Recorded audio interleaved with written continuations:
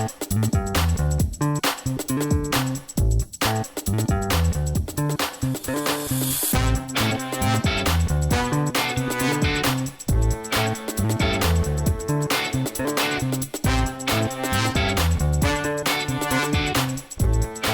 everyone. Thank you for tuning in to the Postmodern Realities podcast, brought to you by the Christian Research Institute and the Christian Research Journal.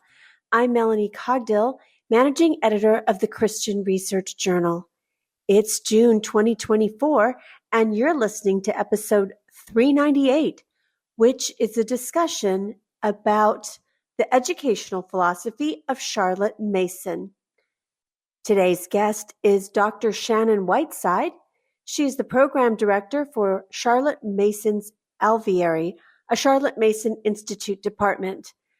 Shannon has written a feature-length article for the Christian Research Journal, and her article is called Charlotte Mason, 1842 to 1923, Pioneer of Relational Education. And you can read her article for free on our website, equip.org. That's EQUIP.org. Shannon, good to have you on. Welcome to the podcast. Thank you. Glad to join you. Well, this might be a slightly different topic than we normally do for the Postmodern Realities podcast, but it's going to be a fascinating one. And so I want our listeners to hang in there. I think one of the things, maybe if you hear that we're going to be talking about education, although if you're a longtime subscriber to the Christian Research Journal, we have done articles on education, why a Christian education has merit, and different things about Christian education, even at the collegiate level. And so you can go to our back archives. These articles are on our website, equip.org. But some people might be thinking, well, this has to primarily do with education of children, or you might think that, and you think, well, I don't have kids, I'm not planning to have kids, or my kids are grown, and so this doesn't concern me. But actually, I think just where the next generation is should concern all Christians, because the Bible calls us to that. It calls us to caring about the next generation, passing down biblical truth to next generation, and all of that is encompassed in how kids are raised, what they learn, and all these kinds of issues. And as a matter of fact, last year in a piece that we did for the Christian Research Journal, we talked about specifically homeschooling, why that should be. It was an opinion piece, because educational choices can be have challenges when people think about them. There are different choices, and we talked about why that should be under consideration. And then we also had some discussion on Hank's podcast, on Hank Unplugged, just about different very anti-Christian agenda that is woven into certain educational curriculum, and that Christians should really be aware of that and perhaps not select that option for their children if that's possible. So again, we understand that this is not necessarily something you've been thinking about education, but we want to talk about why it's important, and specifically by focusing on this historic figure, Charlotte Mason. And so before we get into her beliefs, I just want to ask Shannon, how would you describe the current educational landscape in the United States in particular? I would say that right now there is quite dissatisfaction, as we can see with the public school system, and many parents are looking for alternatives. So there's a lot of questions being asked, and I think that's a really good place to be, and not just accepting things as they are. And there's a lot of factors contributing to this dissatisfaction: the safety of schools, the negative peer pressure, the indoctrination happening at many schools against beliefs of Christian families, the emphasis on standardized testing that gears the curriculum and instruction around those tests, the overuse of technology in schools. Also, parents of neurodiverse children don't think the schools are meeting their needs as well. So all these factors are contributing to parents looking for alternative models of education.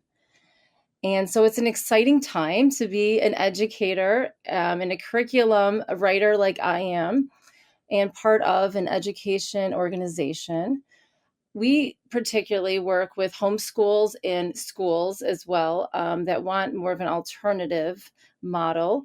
But also, there are charter schools being started, and many religious schools, and even micro schools, which is a little newer of a movement.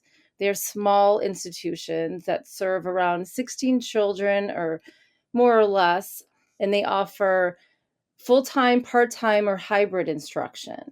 So there's a lot of things happening. A lot of parents are reimagining what school can look like.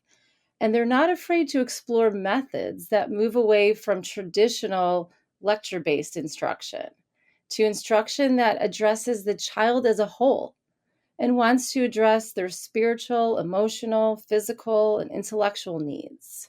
So just to give you some numbers with the homeschool community, according to some data we have from the National Household Education Survey, 5.4% of students in grades kindergarten through 12th were reported to be homeschooled in 2020 to 21, which was doubled from the statistics of the previous year.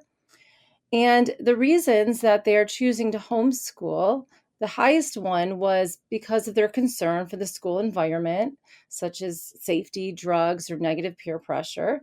70% of parents said they wanted to provide moral instruction, and almost 60% of parents reported a desire to provide religious instruction.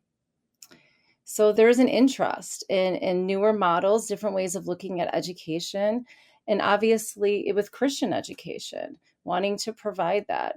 So it's an exciting time to be part of this. And I personally am interested in education alternatives. I homeschool my 3 children and just graduated my oldest.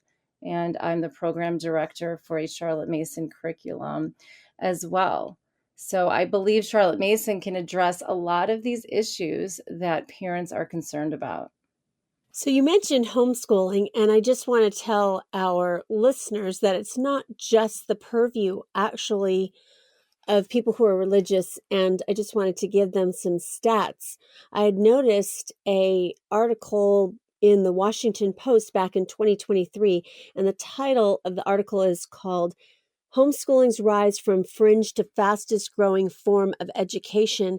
And the Washington Post did some independent surveys and studies of just how many people have gone to homeschooling and what the change has been since 2017 to now. And I thought this was really fascinating because there's a stereotype that the people who are homeschooling are in certain pockets of the country that have more religious emphasis, or there are more churches in those parts of the country, etc., where they might be more politically conservative or something like that. But this is fascinating what the Washington Post found, because they showed that California to now has increased by 78%. That's on the West Coast. New York was an increase of 103% of people who are homeschooling.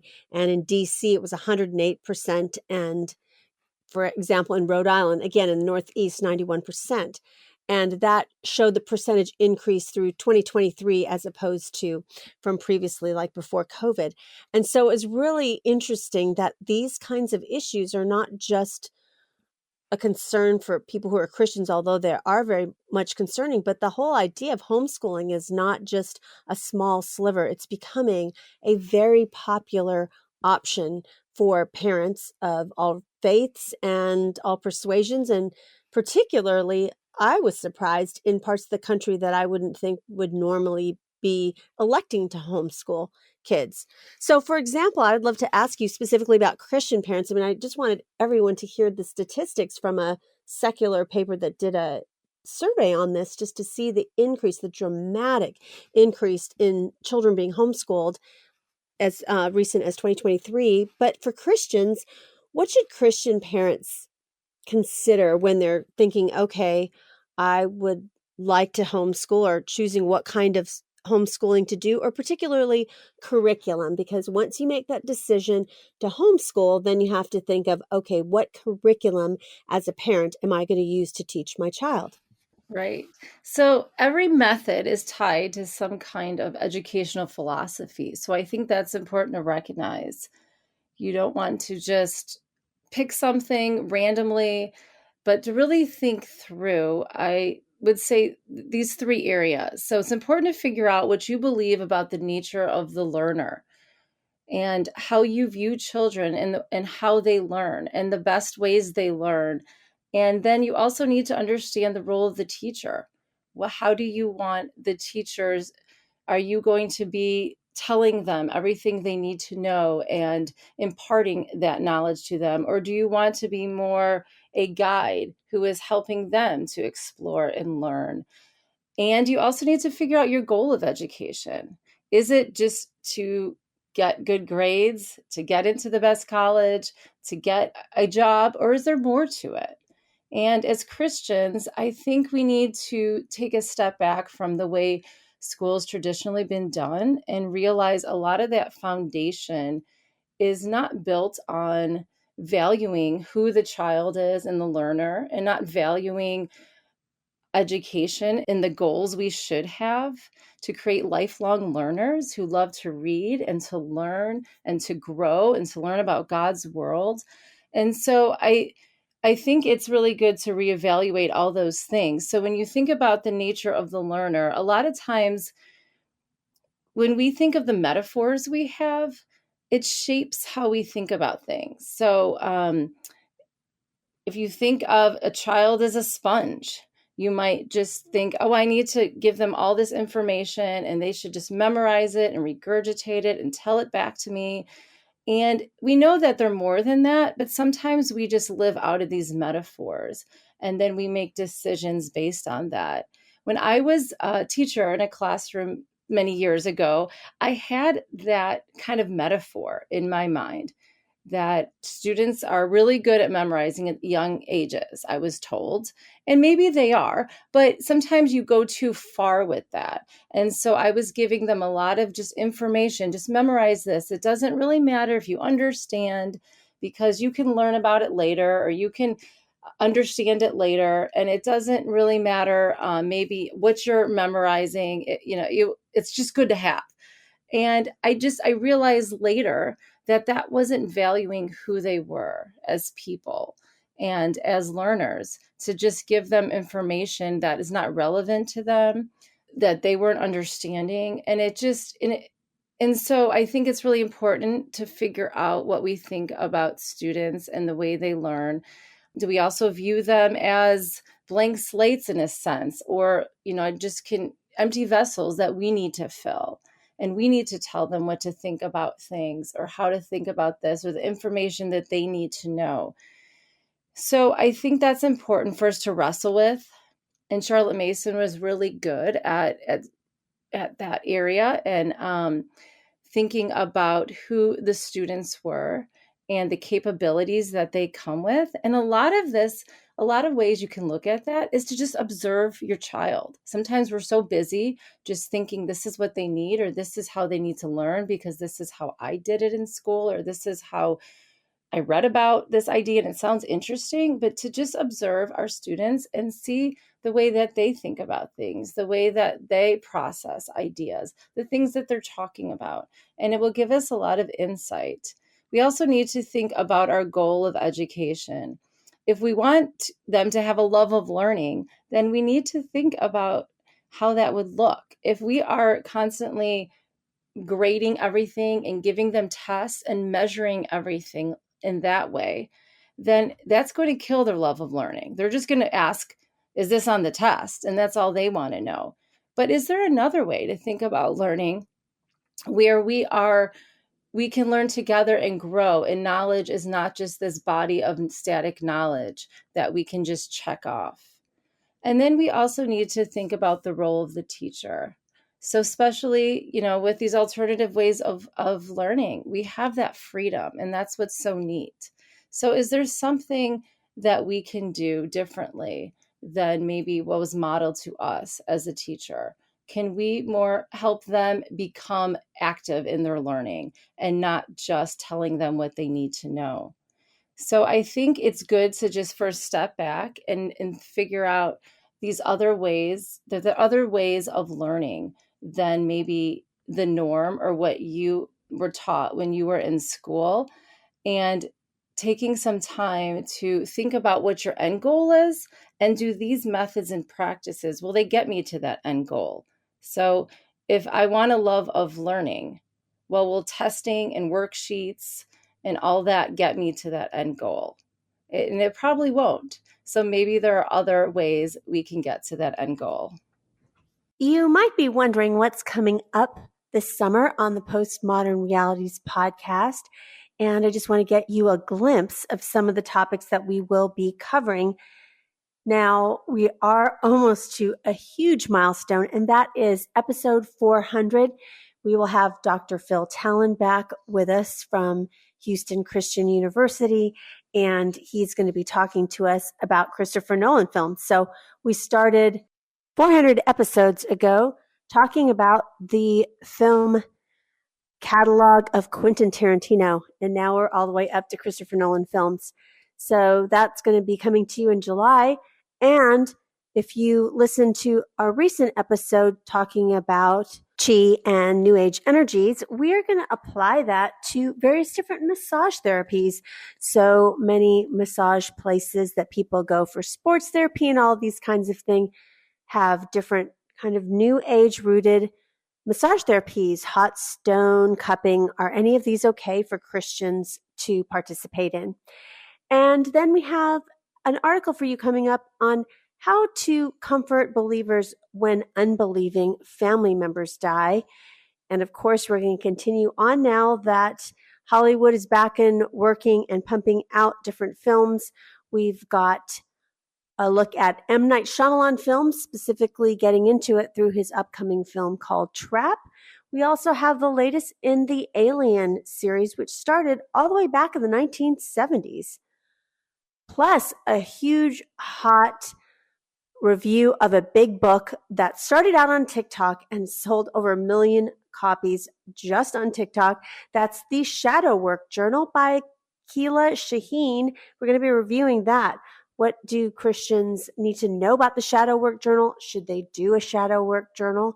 And so we have so much more coming up besides all of that, but we just wanted to give you a taste of what's going to come up. Now, as always, can you please help us out with the algorithm? Because that's how really people find content. The algorithm kind of dictates what we see. And so you could help us out a lot by giving us a rating or review, specifically on Apple Podcasts. A really quick way to just give us a star review. But if you have some time to give us a sentence review, that's just so helpful, because the more that we get, the better it is, because it seems like our show is popular, which I hope it is popular. I hope you are enjoying it. Now, all of our content and this podcast, as well as all of our new articles every week, are not under a paywall. There's no subscription anymore for the Christian Research Journal. So could you please help us out, maybe with a tip, if you like all of this content, because we think our authors are worth their hire and we do pay them. So we would be grateful if you would give us a tip. As I say every time, the best way you can find us, especially if you're new to this podcast, would be go to our website, equip.org. And then if you click on journal, click on Postmodern Realities. At any one of those landing pages, you will see a link where you could give us a tip. I'm thinking something small, like the cost of your favorite latte at your favorite barista place. So $3 or $5, although lattes are around $5 now, or $10. It really helped us out, and we'd be really grateful for your continued support. And now back to my conversation with Dr. Shannon Whiteside about Charlotte Mason. Well, today I want to talk with you specifically about one particular educational philosophy, and it's really gaining popularity with homeschoolers, and also not just homeschoolers, but in other settings, including private schools. And it's called the Charlotte Mason method. And can you briefly tell us, who was Charlotte Mason and what were her contributions to the field of education? Yes, Mason was an English educationalist. She lived from 1842 to 1923. She came from a humble background, and she was orphaned at the age of 16. So at that time, she became a student pupil, and then she attended a training college that was based on the principles of Pestalozzi, who was an educational reformer. And then she also taught at an infant school, which was a school in England for children ages 4 to 7. And then she became a lecturer at a teacher training college. So she didn't have the highest level of education, but she was always interested in educational theories and philosophy, and also observing children and learning just from, like I was mentioning before, what are they talking about and what are they capable about? So she made a lot of observations through her years of teaching. So then in 1885, she was ready to join this educational conversation. She offered a series of lectures as a fundraiser for her church. And that actually became her first volume in her home education series. So she offered many ideas about how to raise children that are under 9 years old and what we need to think about. And her ideas struck many influential women that were in attendance, and they wanted to do something with these ideas. So they started what was called the Parents National Education Union, and it was to promote education and child rearing principles. And then they wanted to expand these ideas and how do we implement them with our children. So then she's also then started a teachers training college when she was about 50 years old in Ambleside, England, and she called that the House of Education. It was a 2-year program for governesses to learn her principles and methods. And so then those governesses would go out to different homes and teach the Charlotte Mason method. She also started a correspondence school. So she would send out curriculum to the different homes in England and even abroad. And she wrote a lot of books that talked about her philosophy so we can continue to learn about it. It was a 6-volume series.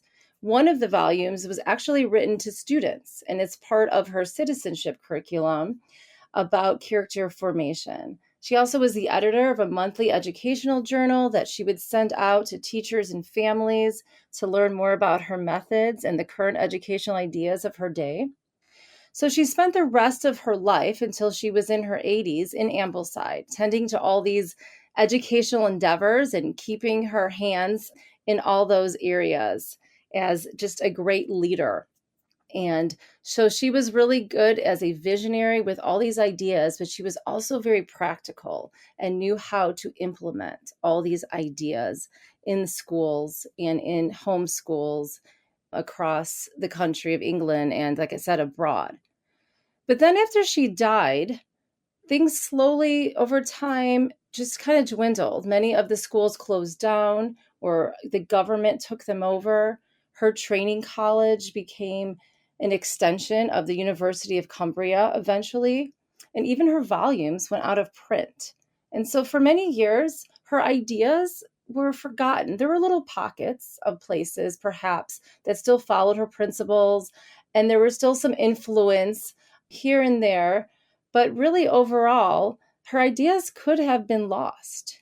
And so I think they just laid low for quite many years.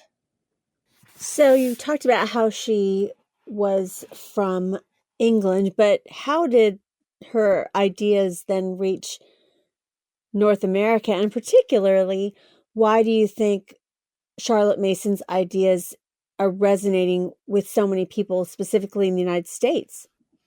Yeah, it's a fascinating story. I'm sure people are familiar with Francis Schaeffer. His daughter, Susan Schaeffer Macaulay, is the one that we can credit with bringing the philosophy of Charlotte Mason to North America. She was living in England. She was looking for a school for her daughter, and she found this small one-room schoolhouse at the back of a cottage, and she noticed a difference in her daughter and her newfound excitement for learning. So she asked the teacher there, what was happening at the school, and what's my daughter so excited? And she comes home and tells me about all these books she's reading. And they told her that they are a PNEU school, which were the Charlotte Mason schools. And as I said, there weren't many of those left, but they were still this following her principles in this small English village in southern England. And so Susan Schaefer Macaulay was intrigued, and she was able to get hold of Charlotte Mason's volumes that were out of print. And she started reading them and researching them and was just so fascinated by this philosophy of education that doesn't just affect school, but really affects all of learning. And it's just these living ideas that really resonate with even parents and teachers and anybody that is interested in knowing our world and seeing things with new eyes. So she was the impetus for getting the volumes reprinted. And then what she did was, Susan Schaefer Macaulay, is she wrote a book in 1984. It was published, called For the Children's Sake. And that was the book where an American audience was now introduced to Charlotte Mason. And I don't know how many people read that book, but actually I don't think it's gone out of print since then. So slowly by slowly, new generations are picking up that book. I know that was the first book I read when I heard about Charlotte Mason, and I know many people have that same story. So there were some people that back in the 80s, perhaps, or early 90s, that read that book and started some schools. Many homeschoolers started to implement this philosophy. But it took a while to kind of figure out what exactly, the day-to-day looks like in a Charlotte Mason education. And slowly it's catching on, and there were organizations started, conferences. I found out about Charlotte Mason about 14 years ago, so I've been learning about her since then. But the sad thing is that in education classes in college, she was never talked about. So I never heard about her at my college, and I was at a Christian college. And so we're hoping that can be changed and more people can begin to learn about her methods. But if you do Google her name, you will see there are quite a number of searches and more people interested in learning about her. And I think what resonates is that it's just the way she viewed children was just so refreshing, and the way she viewed learning. It's when you read her works, it's not so earth shattering. You almost can just relate to it and be like, yes, that's what I've always thought. That's what I've always felt about children. But you just didn't think it was possible to really implement it in schools. And she shows how it is possible to implement those principles and to really and shows us how to help them come to fruition. So I think the two main areas that really resonate is her love of nature and the emphasis she puts on nature study. And that is a big part of a Charlotte Mason education, to get young kids into nature as much as possible. And then even when they start school at 6, have them outside, have them observing things in nature, doing nature journaling, just the importance of falling in love with the outdoors, with God's world, and how that's just so great for us as people, but also really great as a foundation for science. And the other area that people really resonate with is her love of books. And she calls them living books. They're books that are well written, with more of a literary quality, with a narrative thread, written by someone who has a heart for and a passion for their subject. They're not just the fact-based encyclopedia kind of books that we might see in classrooms that don't inspire us or have any ideas. But these are books that engage children intellectually and emotionally. And so those are, I would say, the two areas that people have really resonated with. So specifically, what is Charlotte Mason's view of the nature of the learner, and how does that affect her educational methods? It was really interesting. I first came across who Charlotte Mason was through friends homeschooling a really long time ago, maybe a couple decades ago. And I just was kind of surprised. I guess I expected it was somebody contemporary, did not know it was someone from long time ago in England. And so I'm curious to find out, how she looked at learners and how it affected her educational methods, because that is what is attracting people to use her methods. She begins her philosophy or bases her philosophy with this simple yet profound statement: children are born persons. So she's declaring this idea that children are born with intelligence, the ability to observe and communicate, with moral sensibilities, and they just lack knowledge and how to use all the possibilities they have. But they are so capable in so many ways. And this idea that they're not blank slates that we need to write on or empty sacks that we need to fill. They're complete. Their mind is complete, she would say. And they have all they require for learning. So we are not trying to produce their mind or do mental gymnastics to exercise their mind, but they have what they need and they are very capable.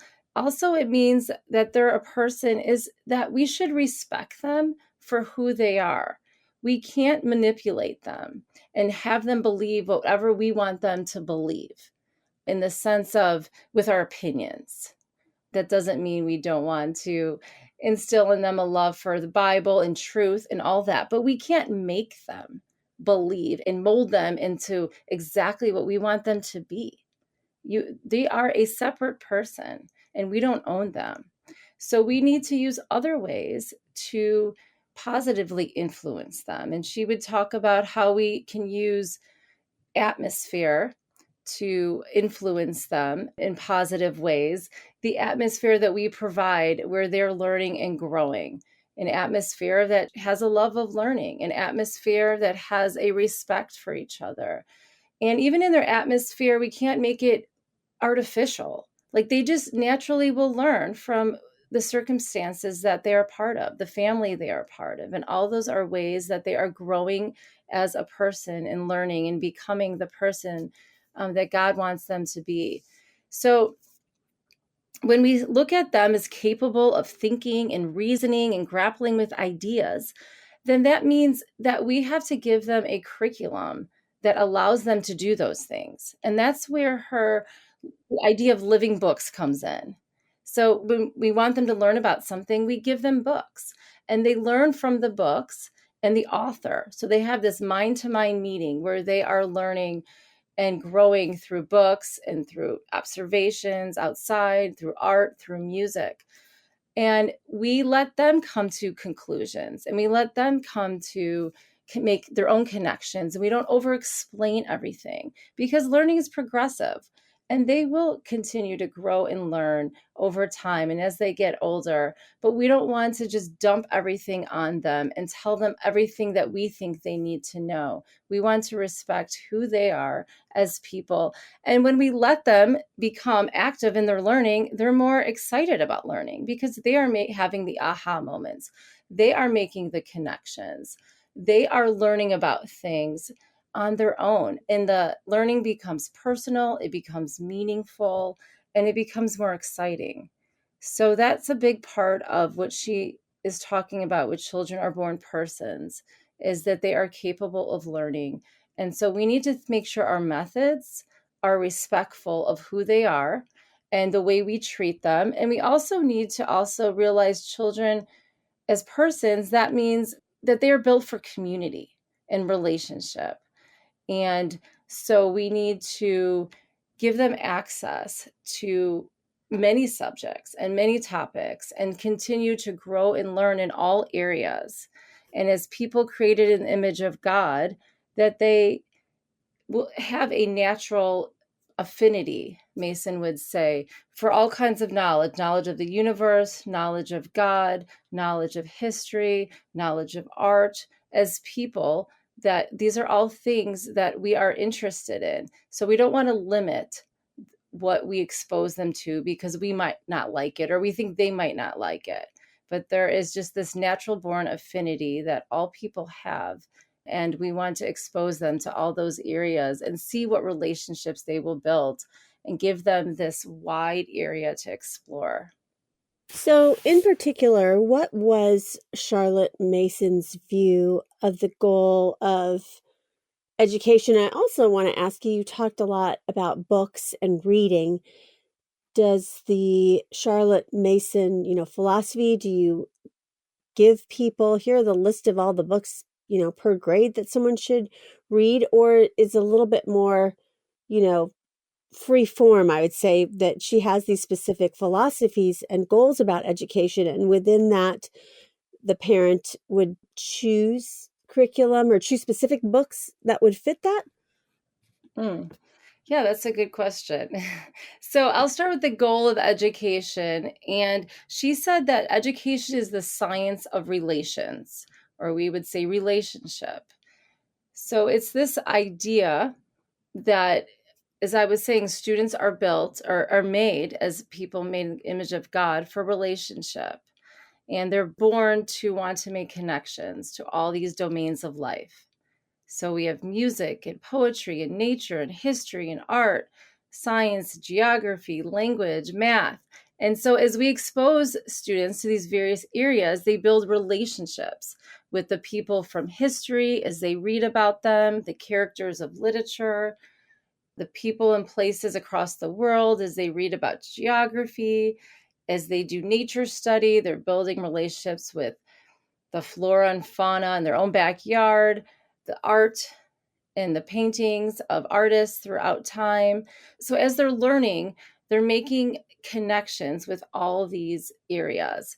And they're not necessarily, they might make connections to the various areas and seeing how things are related, but really they're making more of a connection to themselves, that all these things are related to who they are as people, because they come to realize, oh, these things are interesting that I never thought I would be interested in. Now, it doesn't mean every student loves every area, but it is really amazing to see how they awaken to knowledge that they didn't even know they would be interested in or didn't even know about.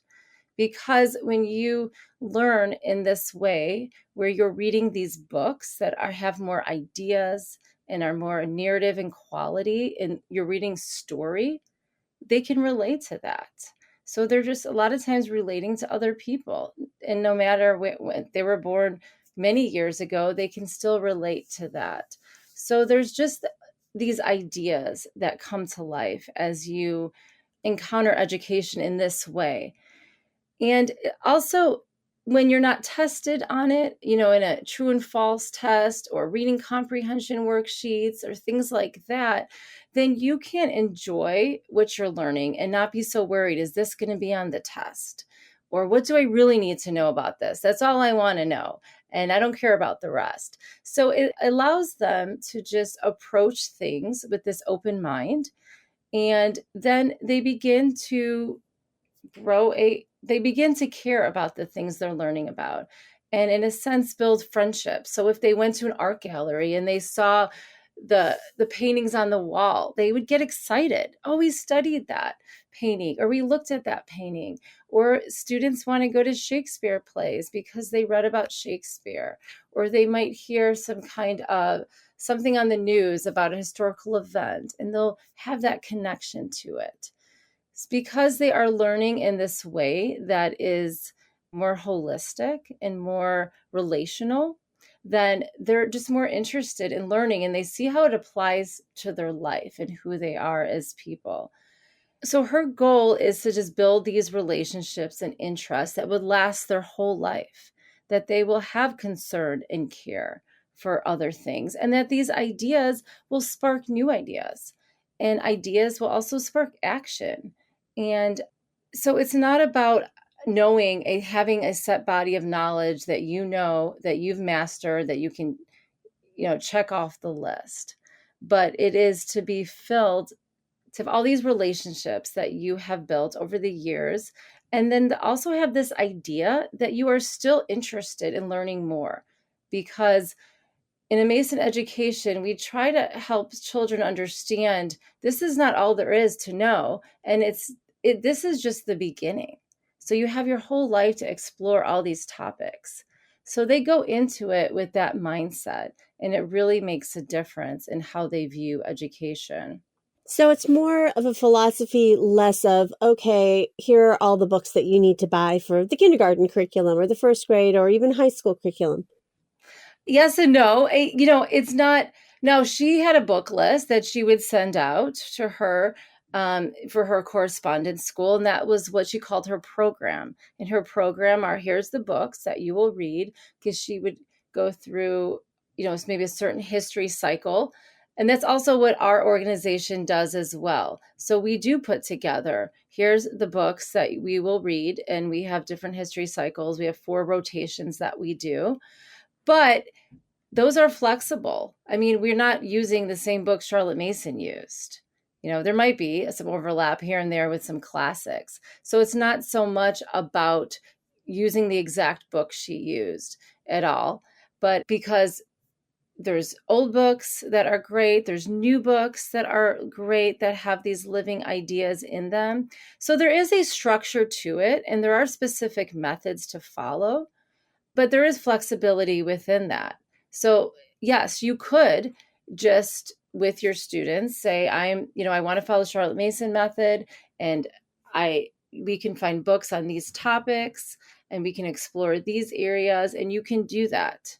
However, there is curriculum out there that might make it a little more simple, because that could be overwhelming to constantly be looking for books in all these areas and trying to figure all that out. So, yes, there's flexibility with that, but we also have, some curriculum out there that has guidance for those that want a little more help in how to implement it. So you described how Charlotte Mason viewed children and how she thought they would learn, or what the nature of the kind of learning that would help children develop. So, given that, what kind of role would the teacher have in this educational method? And I do want to remind our listeners, it's not just homeschoolers, although a lot of homeschoolers use this educational method, but there are schools that use her educational method. So it's not necessarily just a parent homeschooling. But what does the role of the teacher of this curriculum look like in her particular method? Yes. Yes, there are many schools, and more schools are using it. So, yeah, that's a good point to bring out. So the role of the teacher is one of the distinguishing features of her method. It is quite unique because most of the time when we think of the teacher, they're the one in the front doing all the talking, explaining, connecting of the ideas, writing things on the whiteboard. They're the ones telling the students what they need to know or the takeaways that they should get from reading the text. But in Mason's methods, in a lot of ways, it's flipped upside down. Now, the teacher is still valued, definitely, and has a role to play. But she would say the teacher is more of a guide, facilitator, and a friend. Now, the teacher still has authority. The Charlotte Mason method is not a child centered or unschooling method where kind of anything goes, or things are based on the interests of the children or what they feel like doing. There's definitely that sense of authority with the teacher and respect for the teacher. So that's set. So, once that is set and in place, there is a freedom then to be the student's guide, facilitator, and friend. So she says that the education is the art of standing aside. So, as the educator, your role is to stand aside and let the children develop these relationships that I had talked about. So, the teacher's role, usually, like specifically in a lesson, would be to first introduce the lesson. Well, first, they would recap the lesson and say, what did we learn last time? And that's just a way to kind of get them thinking about the topic. And it actually is really good for long-term memory to go back and think about what they read last time. But that would be, a quick thing you would do in a minute or two. Just the students will recap what they read. And then the teacher will do a very short introduction, just maybe, again, a couple minutes, and just to maybe give them a question to get them interested in the next topic, or look at a map to see the context of what they're about to read, or give them any background information they might need. But then the bulk of the time is spent on reading the book that they're reading. And again, because these books are written in engaging ways, written by authors who are trying to communicate well with the students. So when they're reading, the teacher is not stopping them and explaining things or interrupting the flow, or explaining even words, vocabulary words. If they wanted to explain anything, they need to do that before they start reading. Because once they start reading, that's where that relationship is being built, where the students are then realize, I need to know what's going on and be active in what I'm reading. And then after they read, this is where Charlotte Mason's foundational practice of narration comes into play. So, as I said, she doesn't do worksheets and reading comprehension questions and fill in the blank tests. So, what she does is narration. It's retelling what you just read. And it is a natural practice that everyone can do that just helps us to process what we read. It helps put that into long-term memory. It helps us to pay attention when we're reading, knowing that we're going to have to tell it back. So this practice of narration is used pretty much in every lesson. You can do it orally, you can do written narrations, you can draw pictures, you can act it out. So there's a lot of different ways you can do narration, but it needs to be built into every lesson. She calls it the act of knowing, because if you're not able to somehow retell it in any of those ways, then pretty much that knowledge is lost. It's not going to become assimilated and absorbed and processed. So that is where the student is very active. So that's why the teacher doesn't have to be so doing all the work, because really the student needs to do that work. And she calls that self-education. And so the role of the teacher is to make sure all those processes are happening and that they are guiding the student through those processes. And after they narrate, there might be time for a short discussion. There might be questions that students have, or open-ended questions the teacher can ask about what they read. And even at that time, the teacher is not supposed to be too opinionated or over-explaining things, but just letting things sit and simmer. And it's just fascinating in that kind of environment how much learning actually takes place, because students realize that the teacher's not going to tell them what to think. And so they step up and do the thinking and the learning. And then it becomes more exciting because it's become personal for them. And they just learn so much more through doing it that way. So, are there any other principles that Charlotte Mason had that you want to talk about in addition to some of the ones that you've already explained? Yes, I'd like to mention another important principle. She calls this the great recognition. It's this idea that we are creating an atmosphere where there's no division between the sacred and secular, between sacred and secular knowledge, but this recognition that all truth comes from God and therefore is worthy to study and to learn about and to enjoy. I think this is such an important principle. And I know for myself personally, I grew up with this separation in my mind between things that are sacred or spiritual and things that are secular. And I didn't know how to reconcile the two. I always felt like there was this discord in my Christian walk. I didn't really understand how the stuff of life, the material things or the mundane things, really related to the spiritual aspects of my life. I felt like I lived in two separate worlds. I would go to school and learn about science and art and literature and math. And then on Sundays, I would go to church and hear about, the Lord and sing hymns and read the Bible. And I just didn't really know how those two went together. And so living with this dichotomy made me actually less interested in those subjects of science and art. And I just thought, well, maybe it's just a waste of time. I should just focus on eternal matters. And it was really hard to know what to do. And it's just so fascinating because Charlotte Mason realized in her time as well that young people also had this kind of this discord in their life, and that that's a really serious issue. It's not maybe, this kind of confusion like I had. I still, was a faithful follower of the Lord. But Mason also acknowledged that some kids can just walk away from the Lord because they don't really see how God relates to anything else. So they're just going to choose this other route. And so she wanted students and children to realize that there is no discord, that the Holy Spirit is the source of all knowledge and all truth, and learning about science and art and math is just learning about God's world, and he is the source of all that truth. So you don't have to worry about, oh, should I spend time, you know only spend time in Bible study, or should I read this literature book, or can I enjoy taking a walk in nature or working on math problems? Yes.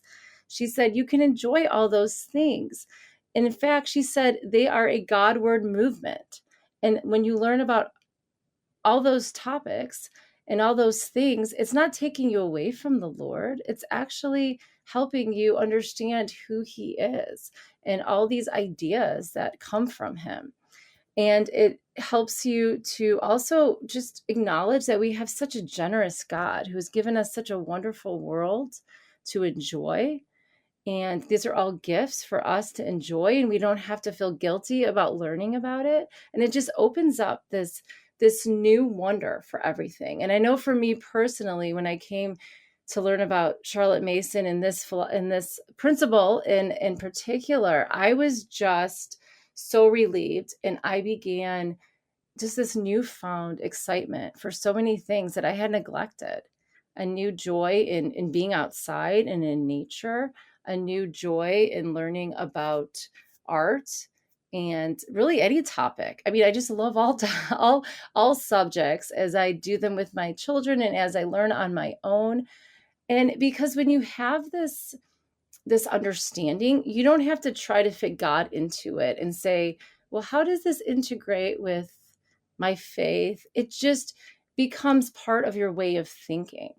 I can't help but think about the Lord when I'm out walking in nature. Really, in any subject I'm thinking, it's just who he is comes through when you have this recognition and this understanding.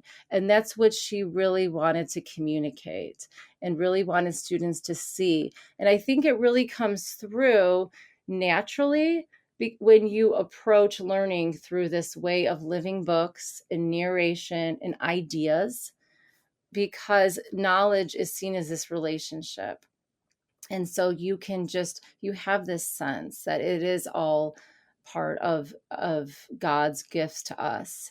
And you don't see knowledge as this isolated bits of information that don't relate to you when it's approached in a different way.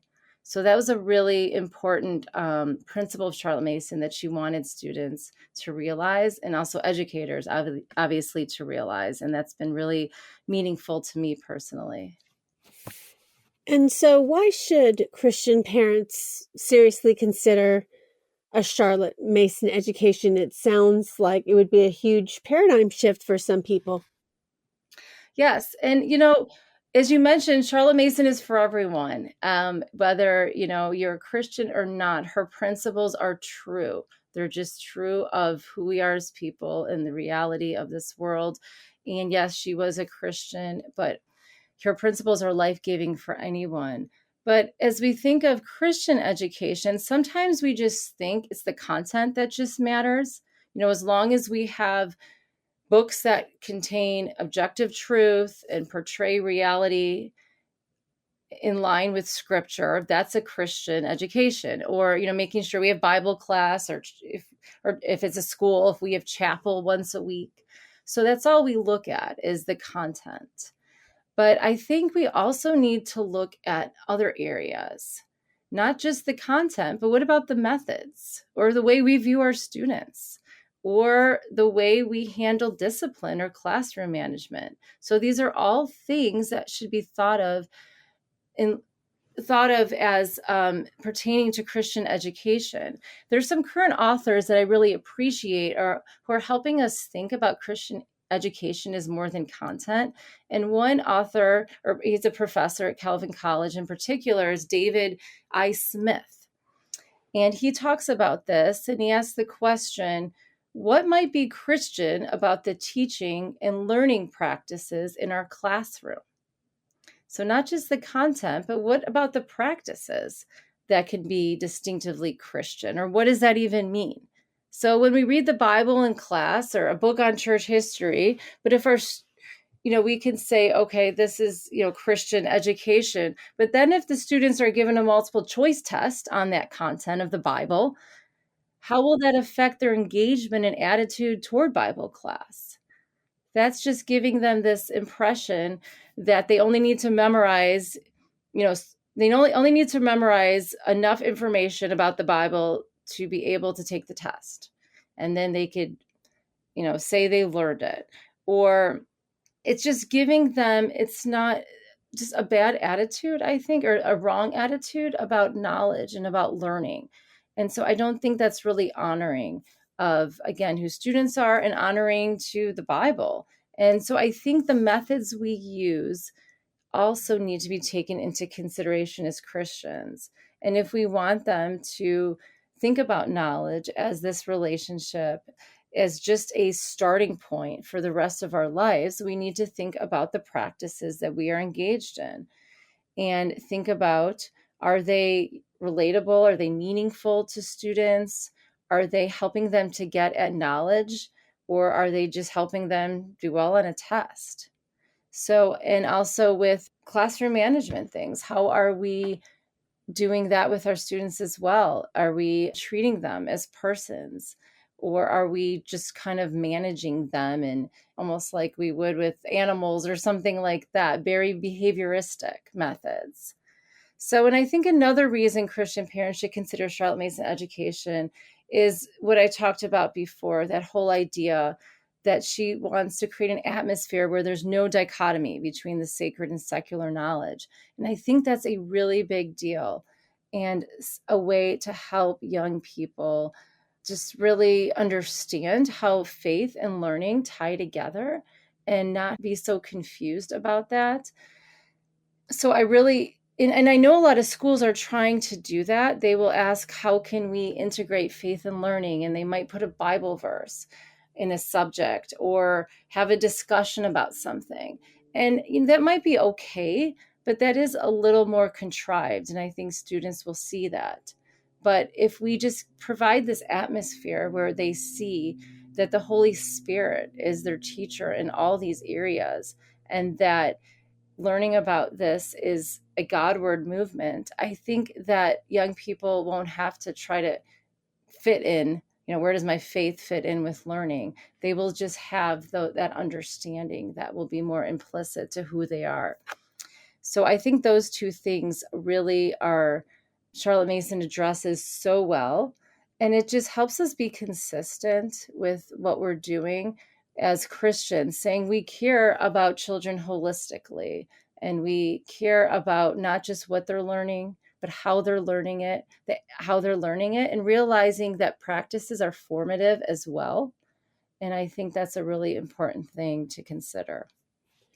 I think all of these things are a lot of good food for thought. I think that most of us would agree in general that education has become really commodified as a means to an end, just what kind of education you need to get a particular job or those kinds of things, instead of understanding what it means to be a learner. So this will give everyone a lot of good food for thought.